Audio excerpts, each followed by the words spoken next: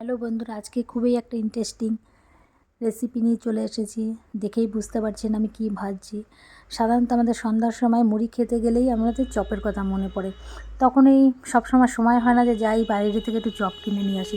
যদি আমাদের এই শীতের সময় তো সব কিছুই ঘরে থাকে, যদি ঘরে গরম গরম চপ ভাজা হয় এরকম, তাহলে কেমন হয় বলুন তো। তো চলুন পুরো রেসিপিটা কিন্তু স্কিপ না করে দেখতে হবে, তাহলেই কিন্তু বুঝতে পারবেন। তাহলে এইভাবে কিন্তু মুচমুচে ঘরে গরম গরম চপ বানাতে পারবেন আর সকলের মন জয় করতে পারবেন সন্ধ্যার সময় বা সকালের সময়। যাই হোক, তো চলুন পুরো রেসিপিটা দেখবেন। আমি এখানে আলু সেদ্ধ করে নিয়েছি, এখন তো নতুন আলু খেতেও ভালো লাগবে। নতুন আলু সেদ্ধ করে নিয়েছি আমি কিছুটা, যতটা পরিমাণ চপ বানাবো সেই অনুযায়ী। আমি এখানে বেসন নিয়ে নিয়েছি, বেশি কিছু ঘরের মানে প্রয়োজনীয় জিনিস দিয়েই আমাদের কিন্তু রেডি হয়ে যাবে চপ। ঠিক আছে বন্ধুরা, তো আমি এখানে বেসন নিয়ে নিয়েছি শুকনো লঙ্কার গুঁড়ি, আর নিয়ে নিয়েছি হলুদ, আর নিয়েছি স্বাদ মতো নুন। এটা কি বেসনের কালারটা সুন্দর আসবে, তো এটা একটু ভালো করে মিশিয়ে নিচ্ছি। আর নিয়ে নেবো একটু সাদা তেল। সাদা তেলটা দিলে হয় যে চপটা ভাজা হবে, চপটার গায়ে কিন্তু তেলটা লেগে থাকবে না, খেতেও স্বাদ হবে, মসৃণ হবে। তো আমি এটা ব্যাটারটা মেন হচ্ছে কিন্তু ব্যাটারটা কিন্তু ভালোভাবে রেডি করতে হবে। বেশি জল দিয়ে তৈরি করলে হবে না, আস্তে আস্তে অল্প অল্প জল দিয়ে ব্যাটারটা কিন্তু তৈরি করতে হবে। দেখুন কেমনভাবে তৈরি করছি, এইভাবে কিন্তু ভালো করে ফাটাতে হবে। আমি কিন্তু কোনো খাবার সোডা এখানে ব্যবহার করব না, প্লেন খাবার সোডা ছাড়া কিন্তু আমি ব্যাটারটা তৈরি করব। ব্যাটারটা রেডি হয়ে গেছে, মোটামুটি 15-20 মিনিটের জন্য রেস্টে রেখে দেবো এটা ঢেকে। আমি অন্যদিকে চলুন আলুর মশলাটা রেডি করে নিই। এখানে আমি পেঁয়াজটা কুচি কুচি করে কেটে নেবো, একদম কুচি কুচি করে কাটবো পেঁয়াজটা। পেঁয়াজ কিন্তু বেটে দিতে পারেন আপনারা, কিন্তু আমি বেটে দেবো না, এখানে আমি কুচানো পেঁয়াজ দেবো। তার জন্য পেঁয়াজটাকে আমি ভালো করে কুচিয়ে নিচ্ছি, কাঁচা লঙ্কা কুচিয়ে নেব। আজকের রেসিপিটা যদি আপনারা ভালো করে দেখেন, অবশ্যই ঘরে কিন্তু এরকম মুচমুচে চপ আপনারা বানিয়ে খেতে পারেন আর সকলের মন কিন্তু জয় করে নিতে পারেন। কেননা চপ সব সময় কিনতে গেলে বাজারে যেতে হবে, তো এটা সম্ভবও না বলুন তো।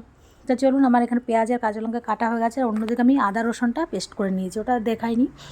এবার কারণ লং ভিডিও বেশি লং করলে আবার সবাই দেখতে চায় না, এখন শর্ট ভিডিওর যুগ তো, অল্পতেই খুশি, সেজন্য লং ভিডিও বেশি দেখতে চায় না, তো যত শর্টে করা যায়। এখানে আমি তেল দিয়ে দিয়েছি, তেলের মধ্যে পেঁয়াজ আর কাঁচা লঙ্কাটা ভালো করে ভেজে নিয়েছি লাল লাল করে। আর দিয়েছি কি বলুন তো, স্বাদ করার জন্য চপে কী দিয়েছি বলুন তো কী দিয়েছি এটা দিয়েছি নারকেল। নারকেলটা দিলে কি স্বাদটা আরও ভালো। আরেকটা জিনিস দেবো যেটা স্বাদ আরও বেশি ভালো লাগবে। এই নারকেলটাও ভাজা হয়ে গেলে এর মধ্যে দিয়ে দিয়েছি এবার হলুদ গুঁড়ো দিয়ে, এরপর আমি যে আলুটাকে আমি রেখে দিয়েছিলাম, ঠিক আছে, এটা আলুটাকে কিন্তু ভালো করে একটু মেরিনেট করে রেখে দিয়েছি, কারণ এখানে ভালো খেতে লাগে। যেমন আর দিয়েছি আমি এখানে জিরে আর হচ্ছে ধনের গুঁড়ি। আপনি শুকনো মানে ভাজা মশলা করেও দিতে পারেন, আপনি কাঁচাও দিতে পারেন। আমি কাঁচাই দিয়ে এটাকে ভালো করে একটু কষিয়ে নিয়েছি, আর আলু মাখাটাকে দিয়ে দিয়েছি, দিয়ে স্বাদ মতো নুন দিলাম। এবার ভালো করে কিন্তু এটাকে মাখতে মানে কষাতে হবে।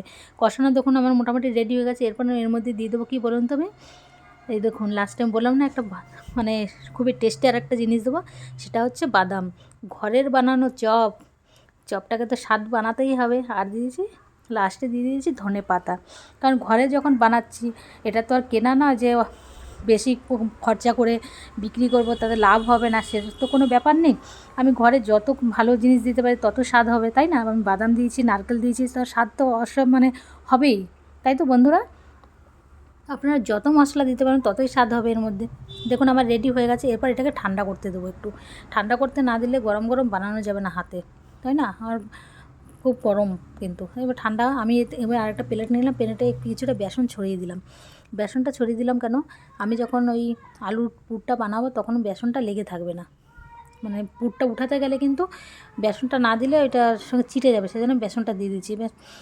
কারণ ঘরের বানানো চপ একটু মোটা মোটা তো থাকবে, আলু যদি না পাই তাহলে চপ হলো কি। আর কেনাতে তো অল্প একটু চপ থাকে আর বেসনের ডিপ থাকে, তাই না, বেসনের পরিমাণটা বেশি থাকে। আর আমরা ঘরে যখন বানাচ্ছি তাহলে পুরটাই বেশি খাবো, বেসনটা একটু কম খাবো, তাই না, সেজন্য আমি মোটা মোটা করে দেখুন বানাচ্ছি।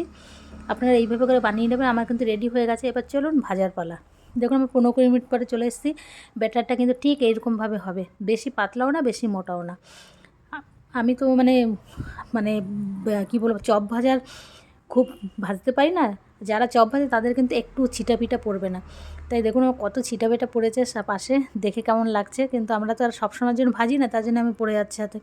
আর যারা রেগুলার ভাজে তাদের কিন্তু একটুও পড়ে না, তাই না। দেখুন আমার চপ ভাজার রেসিপি কত সুন্দর ফুলেছে। আজকের চপের রেসিপিটি যদি ভালো লাগতে অবশ্যই শেয়ার করবেন আর কমেন্ট করে জানাবেন কেমন হয়েছে। Bye bye.